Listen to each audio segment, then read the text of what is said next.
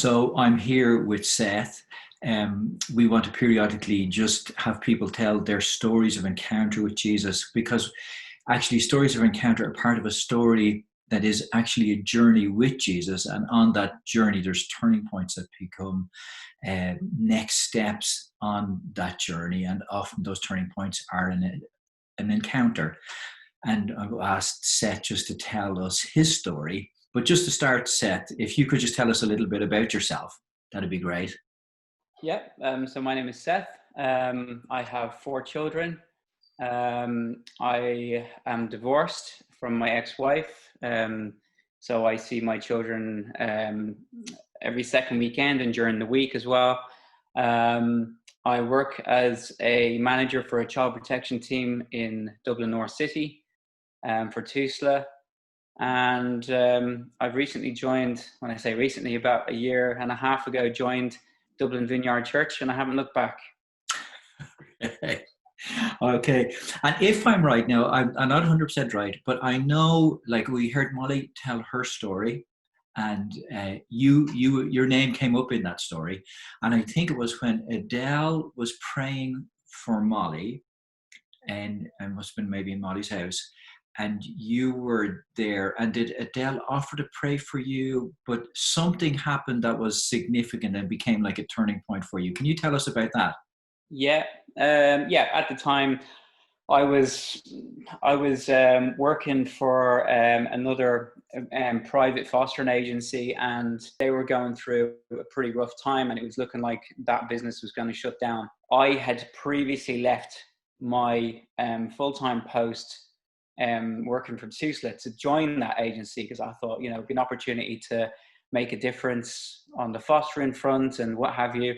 Yes, it was a big risk, but I decided I'd take the risk. At that point, it looked like I'd probably backed the wrong horse. So I wasn't very excited about the prospects employment-wise. So I was at a bit of a standstill as to what I was going to do. Adele came around the house that day, and she was praying for Molly downstairs, and I kind of ventured down to see what was going on, and she offered to pray for me, and I thought to myself, why not? What can I lose? I'll give it a go.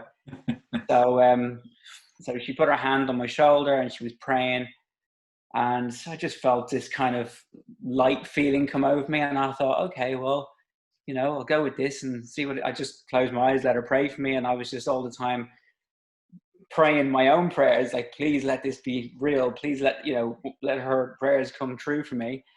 She kind of prayed a lot on personal circumstances and on my employment stuff at the time. And I thought, this would be great if it all comes true. A bit of a miracle, because the stuff she was praying for, I thought, well, that's not going to happen. That's not going to happen.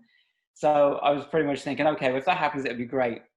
Literally, she had just finished her prayer, and I'd gone back up the stairs, and I'd had a phone call. And I thought, this is very strange, because out of the blue, basically another door had opened, which was very unusual, because it was my previous employer offering me another opportunity to come back into that organization. So I thought, this is very strange. This doesn't normally happen where they phone me. Mm-hmm. I'm meant to apply to them, but anyway. So it happened, and I thought, maybe that was Jesus. Maybe this Jesus stuff is true, So I kind of thought, okay, well, we'll see what happens. I did think it was very, very strange indeed. I went down, I told Adele, I said, you're not going to believe what's happened, but you prayed, and then actually your prayer happened as I walked back up the stairs. Then it was following that she kind of invited us to the church, and we decided we'd go. And, what could we lose? So we wanted to learn more, and we started reading the Bible following our visit to the church, which we really enjoyed. I just thought the whole atmosphere of the church was so welcoming and friendly, and just not what I'd expected or what I had experienced in the past. You made a connection between Adele's prayer and it getting answered, to kind of think, well, Jesus is real, and that became like a turning point for you, at least to explore some more. And Absolutely. Then you got baptized a few months later. And on the journey since then, what has it been like journeying with Jesus since then? Have there been other turning points, other things that have happened that have, if you like, moved you along or deepened your relationship and trust with Jesus?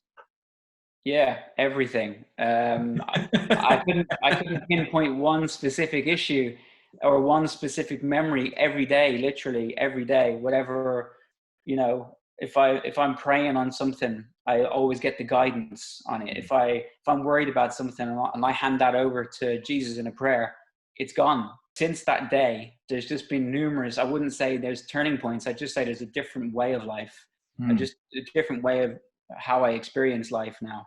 And then, with the baptism, yeah, I got baptized shortly after. I think it was March or April. I got baptized, and I was kind of on two minds whether to get baptized on the day, like partly because of nerves and partly because I thought, have I given this enough thought?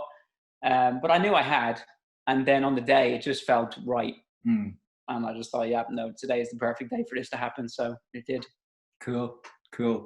And if you were to, like, a lot of people will identify with your journey, and especially up to the point where Adele prayed for you, but they might kind of think, oh, I'm not sure about this Jesus stuff, and I'm not sure if I want to take that step or whatever. What would your advice be to them? Like someone who was in your position before Adele prayed for you, what would your advice be to them? My advice would be, firstly, I always kind of believed in something. I went from when I was a child believing in God to then as I grew older, kind of been pushed in a different direction, believing in like kind of new age stuff. But then in the background was always God, maybe it's Jesus, maybe it's God. I wasn't really sure. So I kind of flitted between a lot of things. And I guess the only thing that ever really prevented me from making a decision was the fact that I knew I was living a sinful life, and it suited me not to believe in God, because then that would mean I would have to stand by my sin, stand over my sins, so to speak. So, but because of my limited knowledge of the Bible, I lived in fear about that. So when I started reading the Bible and actually realized that there's a lot of forgiveness, and there's a lot of opportunity for repentance and stuff like this, and guidance, and not just if you've done something wrong, you're doomed and that's it.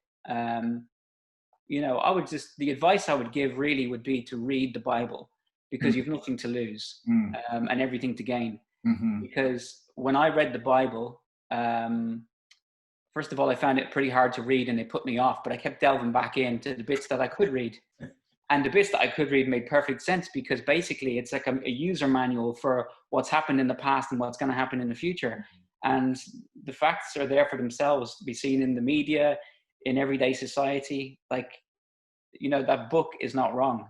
It's there, and it's been proven time and time again. So I would just say, you've nothing else to lose. I was probably one of the biggest skeptics. Give it a read, and then make your mind up after you've read it at least once. There we go. Well, Seth, thank you. Thank you for your time. And it's always great to hear just stories of people on a journey towards Jesus. And he's just such good news, and surprises us on the way. So, Seth, thank you. No problem.